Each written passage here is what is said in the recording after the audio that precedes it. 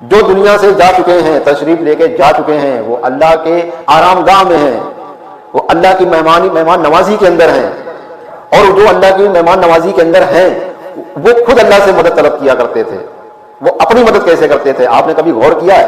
وہ اپنی مدد اللہ سے لیا کرتے تھے کہ اللہ میری مدد فرما۔ یہی آیت وہ بھی پڑھا کرتے تھے، یہی آیت پڑھا کرتے تھے کہ ہم تیری ہی عبادت کرتے ہیں اور تجھ ہی سے مدد مانگتے ہیں۔ بسم اللہ الرحمن الرحیم، الحمد للہ رب العالمین، الرحمن الرحیم، مالک یوم الدین، ایاک نعبد و ایاک نستعین،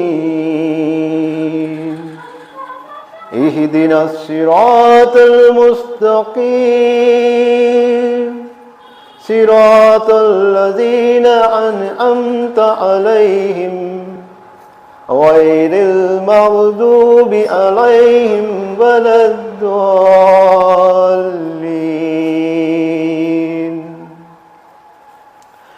شروع اللہ کے نام سے جو بڑا مہربان نہایت رحم کرنے والا ہے۔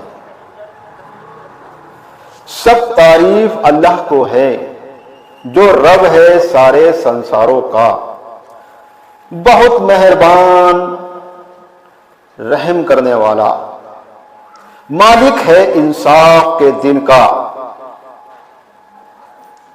ہم صرف تیری ہی عبادت کرتے ہیں اور تجھ ہی سے مدد چاہتے ہیں۔ چلا دے ہم کو راہ سیدھی سیدھی، ان لوگوں کی راہ پر جن پر تیرا کرم ہوا، نہ کہ ان پر جن پر تیرا غضب ہوا، اور نہ بہکنے والے۔ تو ہم نے سورہ فاتحہ سے کیا سیکھا؟ ہمیں اللہ تعالیٰ پہلی ہی سورت میں اور پہلی آیت میں جو ہمیں نصیحت کر رہا ہے، جو ہمیں سکھا رہا ہے، وہ یہ ہے کہ تمام تعریفیں، جتنی بھی تعریفیں اس دنیا کے اندر ہیں، ان تمام تعریفوں سے بڑھ کر اگر کوئی ذات ہے تو وہ ہے واحد اللہ کی ذات، کہ تمام تعریفیں اللہ کے لیے ہیں۔ جتنی بھی تعریفیں کی جا رہی ہیں وہ ساری کی ساری تعریفیں اللہ کی طرف جاتی ہیں۔ غور کریں ذرا، اس بات پر غور کریں، یہ تعریفیں جو کی جا رہی ہیں یہ ساری تعریفیں ایک واحد اللہ کے لیے ہیں۔ ہمیں قرآن کی پہلی سورت اور پہلی آیت میں یہی سکھایا جا رہا ہے۔ اب دوسری آیت کی طرف چلتے ہیں۔ دوسری آیت میں اللہ تعالیٰ ہم سے یہ کہہ رہا ہے، بہت مہربان ہے وہ رب، بار بار رحم کرنے والا، بہت مہربان، بہت مہربان۔ رحم اتنا ہے کہ آپ اس کی شان میں کتنی ہی گستاخی کر لو، کتنا ہی اس کے حکم کو توڑ دو، کتنا ہی اس کے بتائے ہوئے طریقے کے اپوزٹ کر لو، پھر بھی وہ آپ پر مہربان رہے گا، آپ پر کرم کرتا رہے گا، آپ پر رحم کرتا رہے گا۔ یہ رحم نہیں ہے تو کیا ہے؟ یہ مہربانی نہیں ہے اللہ کی تو کیا ہے؟ کہ ہم اللہ کی ناشکری کرتے ہیں، پھر بھی اللہ ہمارے پیٹ کو بھرتا ہے، پھر بھی اللہ ہمیں روزی دیتا ہے، پھر بھی اللہ ہمیں سانس لینے کی مہلت دیتا ہے، پھر بھی اللہ نے ہماری بیناؤں کو درست کر رکھا ہے، پھر بھی ہمارے ہاتھ پیر سلامت ہیں، پھر بھی ہمارے بولنے کی طاقت باقی ہے۔ تو یہ سب کیا ہے؟ یہ اللہ کی مہربانی ہے۔ تو بڑا مہربان رحم کرنے والا وہ ایک ہی ذات ہے۔ اور تیسری سورت میں تیسری آیت میں ہم کو کیا سکھایا جا رہا ہے؟ تیسری آیت میں ہم کو سکھایا جا رہا ہے، مالک ہے انصاف کے دن کا۔ وہ دن جو آئے گا جس کا کوئی شک نہیں ہے آنا، جب یہ دنیا فنا ہو جائے گی، لوگوں کو واپس زندہ کیا جائے گا، اس وقت اللہ انصاف کرے گا۔ تو اس کے لیے اللہ کہہ رہا ہے کہ مالک ہے انصاف کے دن کا، جس دن انصاف ہوگا کہ کیا کر کے آئے ہو، کہاں سے کمایا، کہاں سے خرچ کیا، ماں باپ کے ساتھ کیا کیا، بہن بھائی کے ساتھ کیا کیا، بیوی بچوں کے ساتھ کیا کیا، پڑوسیوں کے ساتھ کیا کیا، بیوار کے اندر کیا کیا، یہ ساری چیزوں کا انصاف ہوگا۔ ہم نے جس کا حق مارا ہوگا وہ حق اس کو دلایا جائے گا، ہم نے اگر کسی کے چانٹا بھی مارا ہوگا تو ہمیں بھی اس کا بدلہ وہاں پر چکانا ہوگا۔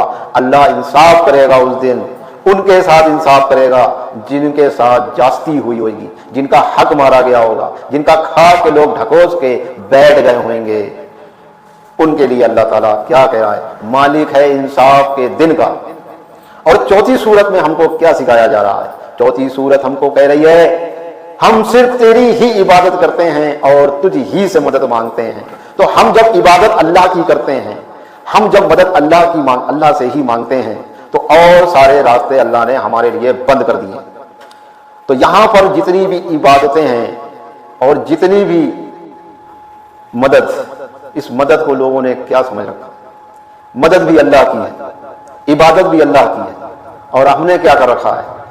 इंसाफ। पहले ही अल्लाह ने कह दिया हम इंसाफ करेंगे।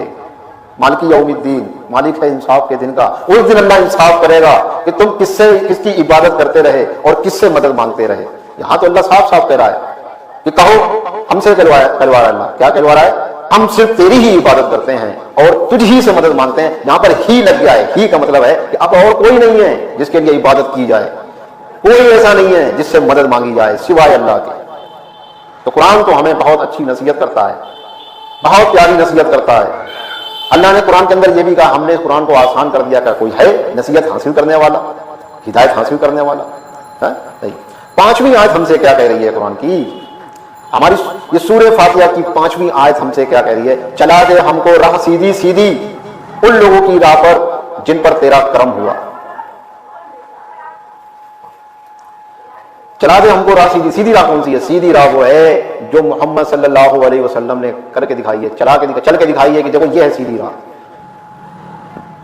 सीधी राह, सीधी राह वही है जो अल्लाह की तरफ जाए, ना कि किसी पीर परस्ती की तरफ लेके जाए, किसी कब्र की तरफ लेके जाए, किसी हजरत की तरफ लेके जाए।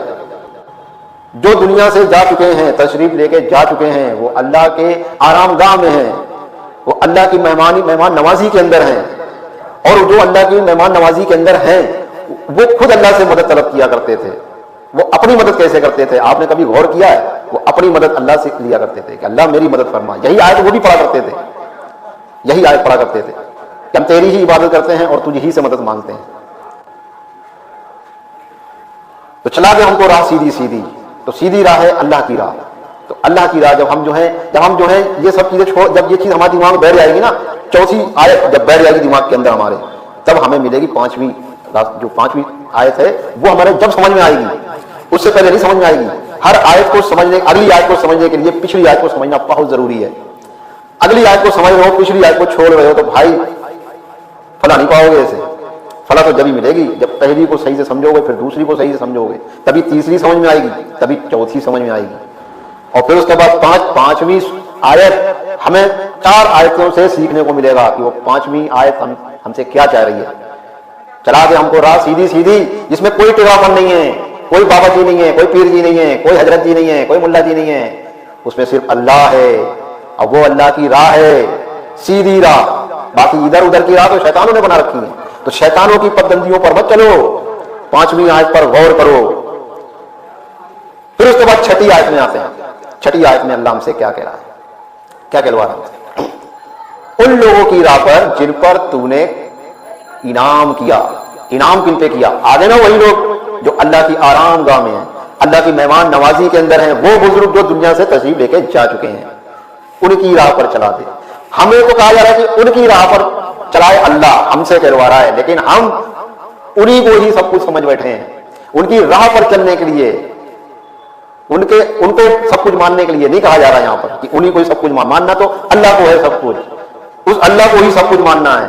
और अल्लाह से ही दुआ करी जा रही है। क्या दुआ करी जा रही है? उनकी राह पर चला दे हमको, ना कि उन्हीं को ही सब कुछ मानने के लिए कहा जा रहा है कि उन्हीं को सब कुछ मान के बैठ जाओ कि भाई यही हमारा बेड़ा पार करवाएंगे कयामत के दिन, यही हमारा सब कुछ करवाएंगे कयामत के दिन। तो भाई यहाँ पर हमें जब पांचवी को हम सही से समझ जाएंगे ना, चला दे हमको राह सीधी सीधी, तो वो सीधी राह जो है भाई, हमें जब समझ जाएंगे सीधी राह कौन सी है, अल्लाह की राह है, तब हमें जाके समझ में आएगा कि उन लोगों की राह पर जिन पर तूने इनाम किया है। तो इनाम वाले लोग कौन है? ये वो लोग हैं जिनके पीछे लोग पड़े हुए हैं आज के टाइम पे, जिनको अपना सब कुछ समझ रखा है। जबकि कहा तो ये जा रहा है कि उनकी राह पर चला दे, उन लोगों पर जिन पर तूने करम किया है, जिन पर तूने इनाम किया है, तो इनाम वालों की राह पर चला दे। और जब हमारे ये समझ में आ जाएगी ना छठी आयत, तो उसके बाद फिर हमें समझ में आएगी कि ना जिन पर गजब हुआ और ना बहकने वाले। तो बहकने वाले कौन हैं? اب یہاں پر یہی بات آ رہی ہے، بہکنے والے وہی ہیں جنہوں نے سیدھی راہ پر چلنے والوں کو اور انعام جن پر کیا گیا ہے انہیں کو ہی سب کچھ مان کے بیٹھ جائیں، تو یہی ہے بہکنے والے۔ اتنی چھوٹی سی بات بتاؤ، بڑے بڑے دماغوں میں نہیں گھس رہی ہیں، بڑے بڑے دماغوں میں نہیں گھس رہی ہیں، اتنی بڑی صاف صاف کلیئر سمجھ میں آنے والی بات ہے، اور پھر ان کے بات سمجھ میں نہیں آ رہی لوگوں کے، کیونکہ ہم قرآن کو خود نہیں پڑھنا چاہتے ہیں، اس لیے نہیں آ رہی سمجھ میں۔ جب قرآن کو صحیح سے پڑھو گے، صحیح معنوں کے ساتھ پڑھو گے، تب سمجھ میں آئے گی کہ قرآن ہم سے کیا کہہ رہا ہے۔ تو میرے بھائیوں، قرآن کو اپنی زبان میں پڑھیے اور نصیحت حاصل کریے ڈائریکٹ اللہ سے کہ اللہ ہم سے کیا کہہ رہا ہے۔ یہ اللہ کا قرآن پیغام ہے تمام مسلمانوں کے لیے، تمام انسانوں کے لیے۔ تو انشاءاللہ آج ہم نے جو تفسیر سے بھائی سمجھا ہے سورہ فاتحہ کو، اور مفہوم کے ساتھ سمجھا ہے بھائی، مفہوم کے ساتھ۔ اس کی ہم نے آیتیں بھی پڑھی ہیں، اس میں 7 آیتیں ہیں، اور 7 آیتوں کو سمجھنا اتنا آسان نہیں ہے۔ 7 آیتوں کو سمجھنا اتنا مشکل لوگوں نے بنا رکھا ہے جیسے کہ 7 آسمان کو سمجھنا۔ ایک آسمان کو ہی لوگ ابھی تک نہیں سمجھ پا رہے ہیں، تو 7 آسمان کو کیسے سمجھ پاؤ گے؟ تو یہ قرآن کی جو پہلی سورت ہے، پہلی سورت کے اندر جو 7 آیتیں ہیں، ان کو اگر آپ نے پہلی آیت صحیح سے سمجھ لی تو یہ 7 آیتیں سمجھنا آپ کے لیے بہت آسان ہو جانی ہے۔ اور اگر پہلی آیت میں لڑکھڑا گئے پہلی آیت میں، تو آگے جا کے بھی ڈیما ڈول ہوتے رہو گے۔ اور انہی 7 آیتوں کو ہمیں ہر نماز کے اندر پڑھنا لازم ہے۔ اگر یہ 7 آیتیں ہم نہیں پڑھ رہے ہیں تو ہماری نماز مکمل نہیں ہو رہی ہے۔ تو سن لو میرے بھائیوں، اور سن لو میری بہنوں، سن لو میرے بزرگوں، سن لو میری بزرگاؤں، سن لو میرے بچوں، سن لو امیروں، سن لو غریبوں۔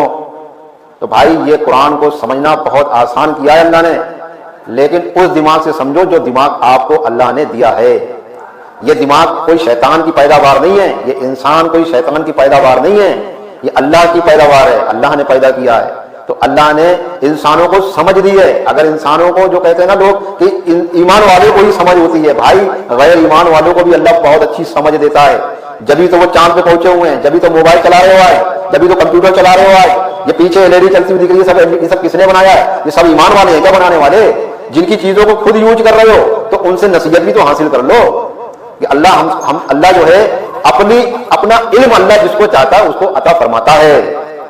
خوش فہمی میں مت رہنا کہ ہم خوش فہمی میں پڑے ہوئے ہیں، جنت کے حقدار تو ہم ہی ہیں۔ تو میرے بھائی قرآن کو صحیح سے سمجھو، اپنی زبان میں سمجھو۔ بہت آسان ہے قرآن کو سمجھنا، اور بہت ہی زیادہ مشکل بھی ہے قرآن کو سمجھنا اگر کسی اور کی پک دھندیوں پر چلتے ہوئے سمجھو گے تو۔ کیونکہ اگر کسی کے پیچھے چل کے سمجھو گے تو بھائی وہ تم کو پیچھے پیچھے ہی لے جائے گا، کہاں پہ لے جائے گا، کہاں پہ تمہیں ڈال دے گا پتہ بھی نہیں چلے گا تمہیں، اور مرنے کے بعد دوبارہ دنیا میں آنے کو بھی نہیں ملے گا۔ تو اس لیے اپنا دماغ چلا لو دنیا کے اندر رہتے ہوئے۔ جو تم سے تمہاری پکڑ کی جانی ہے، تمہاری حرکتوں پہ، تمہارے کاموں پہ، تمہارے عالم جی کی پکڑ نہیں کی جانی ہے۔